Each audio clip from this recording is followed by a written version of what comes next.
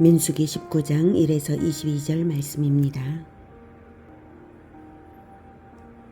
19장 여호와께서 모세와 아론에게 말씀하여 이르시되 여호와께서 명령하시는 법의 율례를 이제 이르노니 이스라엘 자손에게 일러서 온전하여 흠이 없고 아직 멍에 매지 아니한 붉은 암송아지를 내게로 끌어오게 하고 너는 그것을 제사장 엘르아살에게 줄 것이요 그는 그것을 진영 밖으로 끌어내어서 자기 목전에서 잡게 할 것이며 제사장 엘르아살은 손가락에 그 피를 찍고 그 피를 회막 앞을 향하여 7번 뿌리고 그 암소를 자기 목전에서 불사르게 하되 그 가죽과 고기와 피와 똥을 불사르게 하고 동시에 제사장은 백향목과 우슬초와 홍색 실을 가져다가 암송아지를 사르는 불 가운데에 던질 것이며 제사장은 자기의 옷을 빨고 물로 몸을 씻은 후에 진영에 들어갈 것이라. 그는 저녁까지 부정하리라. 송아지를 불사른 자도 자기의 옷을 물로 빨고 물로 그 몸을 씻을 것이라. 그도 저녁까지 부정하리라. 이에 정결한 자가 암송아지의 죄를 거두어 진영 밖 정한 곳에 둘지니 이것은 이스라엘 자손 회중을 위하여 간직하였다가 부정을 씻는 물을 위해 간직할지니 그것은 속죄죄니라. 암송아지의 죄를 거둔 자도 자기의 옷을 빨 것이며 저녁까지 부정하리라. 이는 이스라엘 자손과 그 중에 거류하는 외인에게 영원한 율례니라.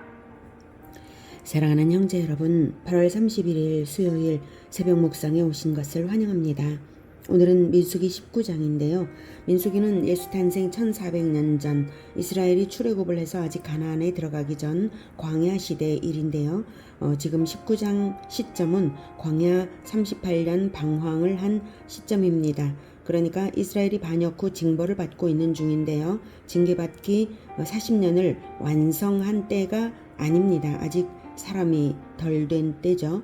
모세는 40년 광야 목자 생활을 거쳐서 겸손해졌고요. 또 이스라엘은 40년 광야 생활을 하고 있죠. 예수님은 40일 광야 시험의 때를 거쳤고요. 40이라는 수는 연단과 고난의 기간임을 의미하는 수로 성경에 보여주고 있습니다. 요한복음 5장을 보면 38년 된 병자가 나오는데요. 그렇게 38년을 성경이 굳이 알리는 이유는 그 병자가 아직 인간이 덜 된 사람이라는 암시입니다. 연단의 과정이 완성되지 않은 그러한 시점 38년이라는 거죠. 이스라엘도 지금. 그래서 새 사람이 덜 된 그러한 시점에 하나님께서 사람이 덜 되었다는 것을 보여준 사건들이 이미 16장에서 있었죠. 그래서 이제 그 새로운 지침, 거룩하게 할 새로운 지침을 19장에서 주시는 것입니다. 16장에서 있었던 그 사건, 고라 일당이 심판당한 것도 물론이고요. 백성이 그 일에 대해 원망하다가 14,700명이나 급성 전염병으로 죽은 사건이 있잖아요. 그래서 하나님은 아론의 지도권을 입증하시려고 아론의 지팡이에 싹이 나고 꽃이 피고 열매까지 열리는 이적을 베푸신 것이 17장이고요. 백성들이 그런 것에 제대로 말씀 교육을 안 했기 때문이라서 제대로 가르치라고 11조 줄 테니 제대로 가르쳐 이렇게 하신 것이 바로 18장입니다. 이제 19장은 날마다 가르침으로 영혼을 씻고 공동체의 거룩을 함께 담당하는 방법을 제시하십니다. 날마다 새 사람 되는 상징 행위를 하도록 주신 것입니다. 상징 행위는 기념 행위, 기억 행위인데요. 성찬식도 상징 행위죠.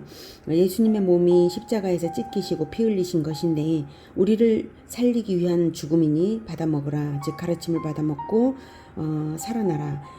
예수님처럼 살아나라라는 상징입니다. 물 세례는 물이 예수님의 피를 상징합니다. 물로 죄를 씻듯이 보혈로 죄를 씻는다는 상징이며 물에 빠져 죽었다가 살아나듯이 죄는 죽고 새 사람이 되었다는 상징이죠. 그래서 죄는 죽고 새 사람으로 살아나라 이런 상징입니다. 가르침입니다. 하나님께서 38년 된 이스라엘이 새 사람들하고 상징 행위를 명하시는 것인데 그것은 부정을 씻는 정결수를 준비해서 약식 속죄제처럼 대용하라는 것입니다. 9절이 인상 깊었죠. 9절 이에 정결한 자가 암송아지의 죄를 거두어 진영 밖 정한 곳에 둘지니 이것은 이스라엘 자손 회중을 위하여 간직하였다가 부정을 씻는 물을 위해 간직할지니 그것은 속죄제니라. 네, 속죄제의 대용으로 부정을 씻는 물을 만들어서 사용하라. 그러면 내가 속죄제로 인정하겠다 이 뜻이에요. 그래서 그 재료가 바로 붉은 암송아지입니다. 자, 그리고 이제 13절과 20절도 이제 중요한 부분이라서 먼저 읽고, 10절까지는 정결수를 만드는 방법이었는데 13절, 20절을 먼저 읽고 정리를 한 후 본문을 보도록 하겠습니다. 13절 누구든지 죽은 사람의 시체를 만지고 자신을 정결하게 하지 아니하는 자는 여호와의 성막을 더럽힘이라. 속죄제 죄를 지었는데도 속죄제를 드리지 않으면 여호와의 성막을 더럽히는 것이죠. 속죄제를 드리지 않고 성소의 성막에 갈 수가 없죠. 그런 거하고 동일하게 적용하고 있습니다. 그가 이스라엘에서 끊어질 것은 정결하게 하는 물을 그에게 뿌리지 아니하므로 깨끗하게 되지 못하고 그 부정함이 그대로 있음이니라. 그래서 속죄제적인 역할을 한다는 것을 확인할 수 있고요. 20절에 다시 사람이 부정하고도 자신을 정결하게 하지 아니하면 여호와의 성소를 더럽힘이니 같은 내용 또 나오죠. 그러므로 회중 가운데서 끊어질 것이니라. 그는 정결하게 하는 물로 뿌림을 받지 아니하였은즉 부정하니라. 이렇게 이제 말하고 있습니다. 자, 아까 10절까지 이제 읽었었는데요. 정리를 먼저 정결수를 만드는 방법에 대한 정리를 먼저 하고 다시 11절부터 내용 보도록 하겠습니다. 먼저 재료는 정결수를 만드는 재료는 흠이 없고 아직 멍에매지 아니한 붉은 암송아지가 주 재료이고요. 거기에 연합된 재료는 백향목, 우슬초, 홍색 실입니다.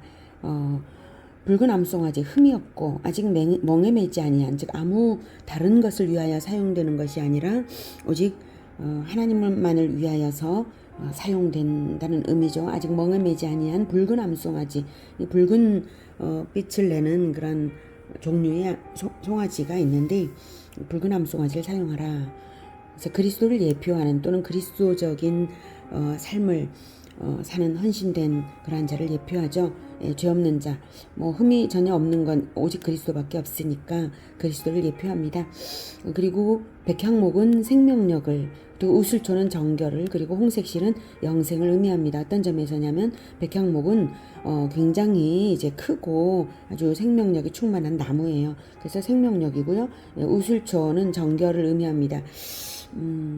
그리고 우슬초에 대해서는 제가 정확한 어떤 설명을 하기는 어렵고요. 아무튼 우슬초로 여러 가지 의식을 행할 때에 사용을 했고, 특별히 대표적으로 출애굽할 때 6월절에 대문에 문 인방과 문설주에 바를 때 그 어린 양의 피를 바를 때 우슬초로 이렇게 발랐죠. 그래서 정결한 피를 뿌리는 그러한 정결한 손 역할을 하는 것이 우슬초입니다. 그래서 정결이고요. 홍색실 역시 이제 홍색하면 이제 붉은색, 그리고 그리스도를 생각하게 하는데요.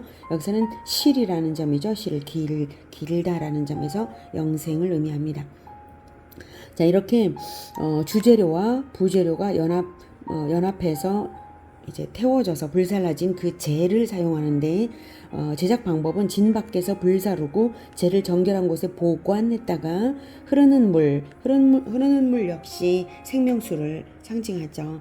그래서 흐르는 물을 떠다가 담아서 그릇에 이것을 담아서 사용을 하는 것입니다. 사용 방법은 정결한 자가 우슬초로 정결수를 찍어서 뿌리는 거예요.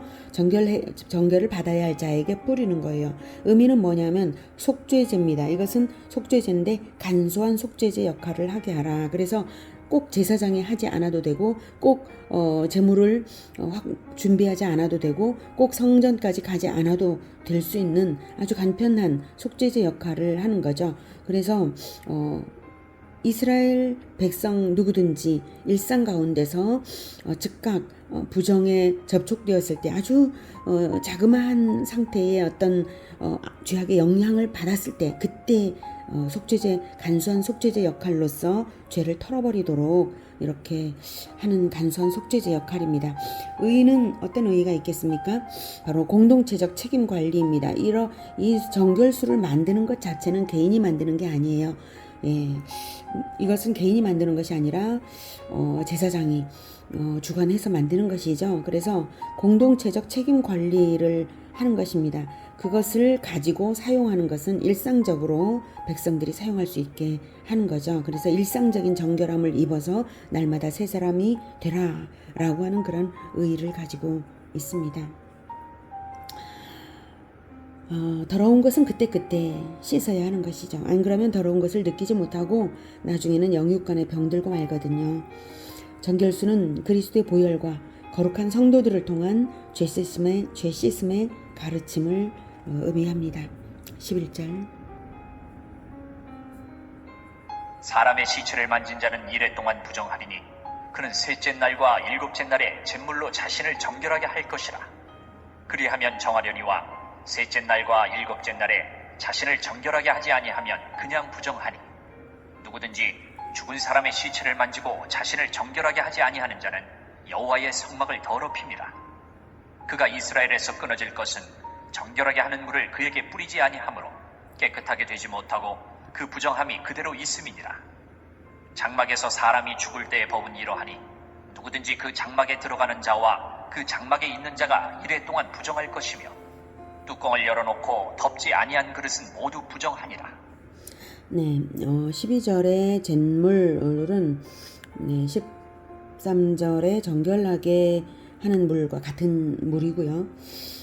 시체는 죽음이고 죽음은 죄의 결과입니다. 죄의 결과가 얼마나 끔찍한 것인지를 지금 가르치고 계시죠. 죄와 죽음의 영향이 일주일 내내 가기 때문에 일주일 동안 정결하게 하는 과정을 거쳐야 된다. 일주일 동안 관리되어야 된다라고 하는 걸 보여주십니다. 뚜껑 열어놓은 그릇들까지 영향을 받을 정도로 반드시 영향을 받는다라고 하는 걸 의미하는 거고요. 13절에서 여호와의 성막을 더럽힌다라고 했어요. 정결하게 하지 아니하는 자는 정결하게 하지 아니하는 자는 여호와의 성막을 더럽힌다. 즉 개인적 부정은 성막에 직결된다는 것입니다. 정결을 행하지 않으면 공동체에 반드시 나쁜 영향을 준다는 것입니다. 죄가 하나님 나라에 결코 들어갈 수 없기 때문에 죽음도 하나님 나라에 결코 들어갈 수 없고 따라서 시체를 만진 것만으로도 일주일 동안 정결케 하는 의식을 치러서 정결케 하라는 것입니다. 그만큼 죄와 죽음은 하나님 나라에 절대 관계가 없다는 뜻이죠. 그만큼 죄의 접촉만 되어도 반드시 회개가 필요하다는 뜻입니다. 안 그러면 반드시 하나님과 관계 단절이 된다. 이것이죠. 개인적이고 미미한 부정이라 할지라도 결코 하나님 앞에 감추어지지 않는다는 것과 공동체에 영향을 준다는 것입니다. 14절과 15절이 공동체적 영향을 여실히 보여주죠.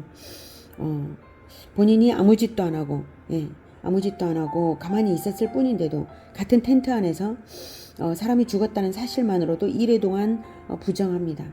죄의 영향이 눈에 안 보이지만 공동체 내에 끼쳐진다는 뜻입니다. 13절이 가장 인상적이고요. 누구든지 죽은 사람의 시체를 만지고 자신을 정결하게 하지 아니하는 자는 여호와의 성막을 더럽힘이라. 그가 이스라엘에서 끊어질 것은 정결하게 하는 물을 그에게 뿌리지 아니하므로 깨끗하게 되지 못하고 그 부정함이 그대로 있음이니라. 보혈을 뿌려라 이것입니다. 개인의 정결성이 성막에 직결되어 있어서 반드시 정결수를 뿌리라는 이 명령이 강력하게 주는 메시지는요. 천국은 생명의 나라다. 죽음이 없는 나라다. 이것을 강력하게 말하고 있습니다. 부활을 소망하라는 이 암시가 있습니다. 비록 이 땅에서는 죽음을 피할 수 없지만 영원한 생명이 있다. 영원한 생명. 언약으로서 영생이 시작된 백성으로 살라 이 뜻입니다. 죽음과 무관한 듯이 죄와 무관한 듯이 정말로 죽음과 무관하고 죄와 무관합니다. 구원을 받은 자들에게 우리 죽음이, 이 땅에서의 죽음이 끝까지 영원한 죽음이 됩니까? 아니지 않습니까? 예수님이 부활하셨듯이 우리가 부활할 사람들이고, 우리가 죄에서 완전히 씻음을 받았고 계속해서 씻음을 받고 있는 삶을 살고 있지 않습니까? 그렇게 접촉도 하지 말고 영향도 거부하라, 이 뜻입니다. 영생을 가진 자로서 영혼 관리하라는 뜻입니다. 13절에서 정결수를 뿌리지 않으면 이스라엘에서 끊어진다라는 표현을 했는데, 끊어진다는 것은 당장 죽이시지는 않지만 정결하게 하지 않으면 언젠가는 멸망한다는 뜻입니다. 약간의 시차를 둔 것일 뿐 회개하지 않으면 안 된다 이거죠. 회개하여 정결케 해야 하는 절대성은 양보되지 않는 거예요. 자, 그러면 언제 어떻게 정결하게 할 수 있는가 하면 제3일과 제7일에, 제3일과 제7일에 12절에 나왔죠. 셋째 날과 일곱째 날에, 즉 수요일과 일요일에 정결수를 뿌려라 이것입니다. 이 정결수가 무엇이겠습니까? 예수 그리스도의 보혈과 거룩한 그리스도인들의 희생으로 만드는, 연합된 희생으로 만든 가르침입니다. 정결수를 한 번만 뿌리는 것이 아니라 3일과 7일에 행하라 하신 것은 반복 과정이 필요하다 이것입니다. 그래서 3일 예배가 있고 주일 예배가 있는 것입니다. 요약을 하면 속죄제를 대신해서 간소하게 부정을 씻는 물을 준비하라. 그리고 세상 때가 타면 그 물을 뿌리라. 때가 탔는데도 정결수를 뿌리지 않으면 더러운 채로 있다가 결국 구원에서 제외된다 이것입니다.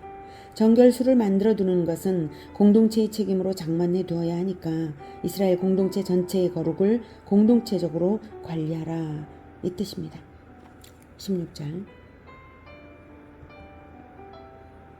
누구든지 들에서 칼에 죽은 자나 시체나 사람의 뼈나 무덤을 만졌으면 이래 동안 부정하리니 그 부정한 자를 위하여 죄를 깨끗하게 하려고 불사른 재를 가져다가 흐르는 물과 함께 그릇에 담고 정결한 자가 우슬초를 가져다가 그 물을 찍어 장막과 그 모든 기구와 거기 있는 사람들에게 뿌리고 또 뼈나 죽임을 당한 자나 시체나 무덤을 만진 자에게 뿌리되 그 정결한 자가 셋째 날과 일곱째 날에 그 부정한 자에게 뿌려서 일곱째 날에 그를 정결하게 할 것이며 그는 자기 옷을 빨고 물로 몸을 씻을 것이라. 저녁이면 정결하리라. 사람이 부정하고도 자신을 정결하게 하지 아니하면 여호와의 성소를 더럽힘이니 그러므로 회중 가운데서 끊어질 것이니라. 그는 정결하게 하는 물로 뿌림을 받지 아니하였은즉 부정하니라. 이는 그들의 영구한 율례니라. 정결하게 하는 물을 뿌린 자는 자기의 옷을 빨 것이며 정결하게 하는 물을 만지는 자는 저녁까지 부정할 것이며 부정한 자가 만진 것은 무엇이든지 부정할 것이며 그것을 만지는 자도 저녁까지 부정하리라. 이 정결수는 예수 그리스도의 헌신과 보혈 그리고 거기에 연합한 정결한 그리스도인들의 헌신으로 죄를 씻어내는 가르침입니다. 상징 행위로서 가르치는 것입니다. 정결한 이웃들의 힘을 빌어 정결해지는데 그 물은 흠이 없고 아직 멍에 매지 아니한 붉은 암송아지, 즉 죄가 없고 세상 일에 쓰이지 않고 오직 하나님을 위한 헌신으로서 자신을 바치신 예수님을 의미하는 그 불사른, 그 붉은 암송아지를 불사른 물입니다. 생명력의 백향목과 정결한 우슬초와 영생의 홍색실도 함께 불사른 물입니다. 물도 흐르는 물, 생명력 있는 물입니다. 이 물은 그리스도의 희생과 그리스도인들의 헌신으로서 내 죄를 씻어낸다는 가르침입니다. 부정을 입으면 언제든지 얼마든지 서로 도와 씻어주라는 뜻입니다. 믿음의 형제들에게 고분고분하게 씻음을 받으라는 뜻입니다. 그러니 날마다 새 사람이 되어야 하고 새 사람이 되기 위해서는 날마다 새 가르침을 받으시기를 권해드립니다. 또한 주변에 자기 공동체 내에서 자기 가족 내에서 혹시 부정해졌는가, 생각이 부정해졌는가, 언어가 부정해졌는가, 행동이 부정해졌는가 보면서 씻어주는 우슬초와 같은 역할을 하는 그러한 여러분이 되시기를 권해드립니다. 정결한 영혼에게 복을 주시는 것이지 더러워진 영혼에게 복을 주실 수가 없지 않습니까? 죄가 아예 없을 수는 없다 할지라도 씻는 일은 늘 해야 하는 것이죠. 적어도 3일과 7일에 하는 것이죠. 세상 살다 보면 어느 정도 타는 것은, 때가 타는 것은 피할 수 없다 할지라도 가르침을 받아 영혼을 씻는 것은 부지런히 해야 하는 것이죠. 세상사 재밌다고 거기만 빠져 있어서는 더러운 물에 몸 담근 것과 마찬가지입니다. 그러니 씻어야 합니다. 정결수가 정말 가르침일까? 정말 그렇게 성경을 부지런히 배워야 할까? 아직도 의문이 드신다면 모세의 유언 신명기 32장 1, 2절로 확인해 보겠습니다. 신명기 32장 1, 2절. 하늘이여 귀를 기울이라. 내가 말하리라. 땅은 내 입의 말을 들을지어다. 내 교훈은 비처럼 내리고 내 말은 이슬처럼 맺히나니 연한 풀 위에 가는 비 같고 채소 위에 단비 같도다. 네, 내 교훈은 비처럼 내리고 내 말은 이슬처럼 맺히나니 라고 하시잖아요. 성경에서 물은 보혈이요 생명수요 말씀을 의미합니다. 내 교훈은 비처럼 내 말은 이슬처럼. 푸른 하늘에서 여기 1절에 하늘이여 귀를 기울이라, 푸른 하늘에게 귀를 기울이라는 것이 아닙니다. 영적으로 우리가 하늘에 사는 백성이지 않습니까? 천국 백성인 교회 공동체에게 귀 기울이라는 것입니다. 땅은 땅에 발 딛고 사는 사람들이죠. 모든 사람들이 들으라고 하는데요.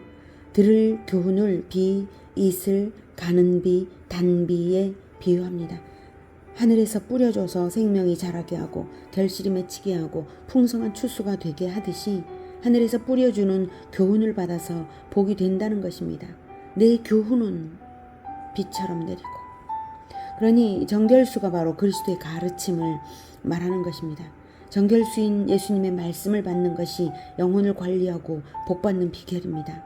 그래서 풀 위에 가는 비, 채소 위에 단비.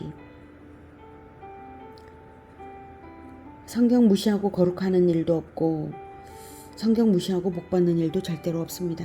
주님의 가르침의 단비를 제3일과 7일 매주 정기적으로 또 그리고 날마다 받아서 날마다 새 사람으로 살아가는 공동체가 되기를 축복합니다. 기도하겠습니다. 하나님, 우리에게 보혈을 날마다 뿌려주셔서 오직 예수님의 그 모범을 닮아갈 수 있도록 도와주시옵소서. 우리 각 사람의 주변에 서로를 씻어주는 그러한 서로가 서로의 교훈을 받으며 서로를 씻어주는 자들이 있어서 끊어지지 않는 삼겹줄처럼 되게 하여 주시고, 부정을 입었을 때에 그것을 신속히 그리고 민감하게 그것에 반응하여 씻어내는 그러한 정결한 공동체가 되게 하여 주시옵소서. 예수님의 이름으로 기도드립니다. 아멘. 이어지는 시간은 개인 기도 시간입니다.